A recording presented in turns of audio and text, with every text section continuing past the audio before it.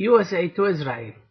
What U.S. taxpayers should know, by Tom Malthaner. Most Americans are not aware how much of their tax revenue our government sends to Israel. For the fiscal year ending September 30, 1997, the U.S. has given Israel $6.72 billion, $6.194 billion falls under Israeli foreign aid allotment, and $526 million comes from agencies such as the Department of Commerce, the U.S. Information Agency, and the Pentagon. The $6.72 billion figure does not include loan guarantees and annual compound interest totaling $3.122 billion the U.S. pays on money borrowed to give to Israel. It does not include the cost to U.S. taxpayers of IRS tax exemptions that donors can claim when they donate money to Israeli charities. Donors claim approximately $1 billion in federal tax deductions annually. They ultimately cost other U.S. taxpayers $280 million to $390 million. When grant, loans, interest, and tax deduction are added together for the fiscal year ending September 30, 1997, our special relationship with Israel cost U.S. taxpayers over $10 billion. Since 1949, the U.S. has given Israel a total of more than $83 billion. That's a B. The interest costs borne by U.S. taxpayers on behalf of Israel are about $50 billion, thus making the total amount of aid given to Israel since 1949 more than $133 billion. That's billion with B. This may mean that U.S. government has given more federal aid to the average Israeli citizen in a given year than it has given to the average American citizen. The cost of Israel to U.S. taxpayers. True lie about U.S. aid to Israel, by Richard H. Curtis. For many years, the American media said that Israel receives $1.8 billion in military aid, or that Israel receives $1.2 billion in economic aid.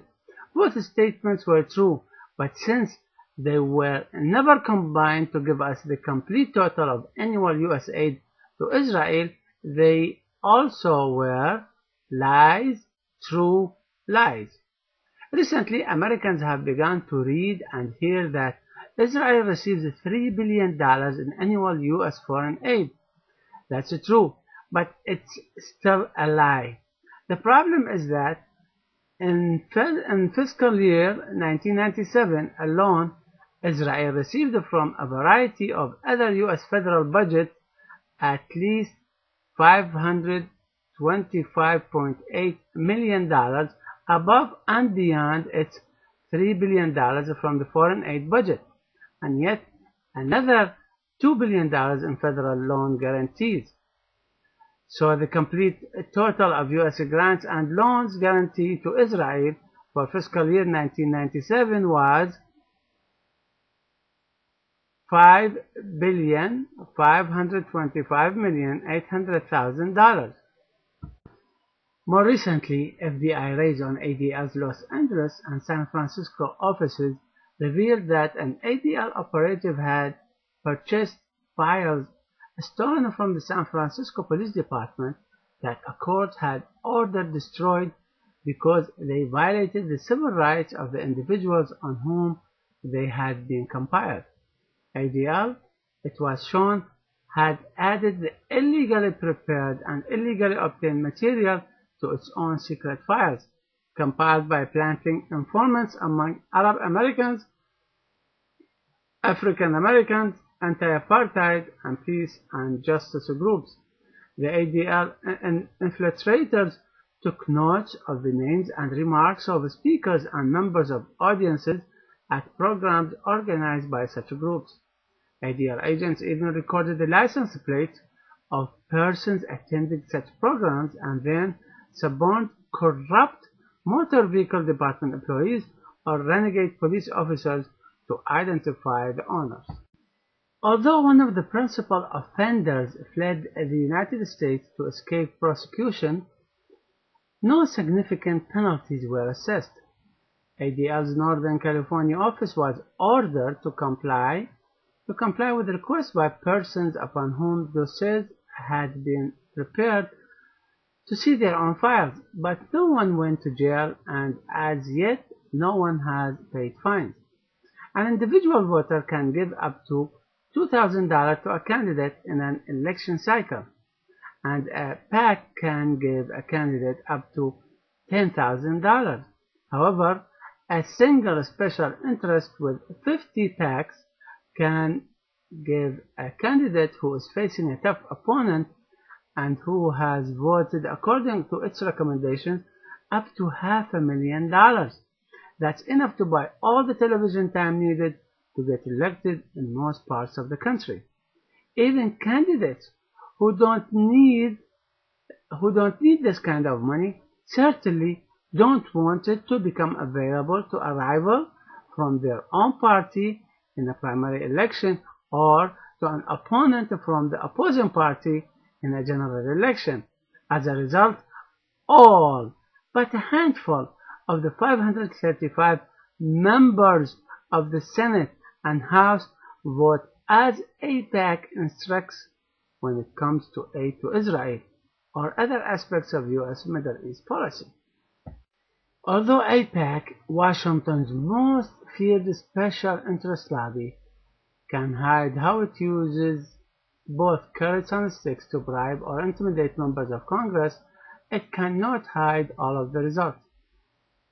According to the Population Reference Bureau of Washington, D.C., in mid-1995, the sub-Saharan countries had a combined population of 568 million. The $24 billion in foreign aid they had received by then amounted to $42 per sub-Saharan African. Similarly, with a combined population of 486 million, all of the countries of Latin America and the Caribbean together had received about $38 billion. This amounted to $79 per person. The per capita U.S. foreign aid to Israel's 5.8 million people during the same period was about $11,000. This meant that for every dollar the U.S. spent on an African, it spent more than $250 on an Israeli. And for every dollar it spent on someone from the Western Hemisphere outside the United States, it spent $214 on an Israeli. Shocking comparisons. These comparisons already seem shocking, but they are far from the whole truth. Using reports compiled by Clyde Mark of the Congressional Research Services and other sources, freelance writer Frank Collins tallied for the Washington Report all of the extra items for Israel buried in the budgets of the Pentagon and other federal agencies in fiscal year 1993. Washington Report News editor Sean Twigg did the same thing for fiscal year 1996 and 1997.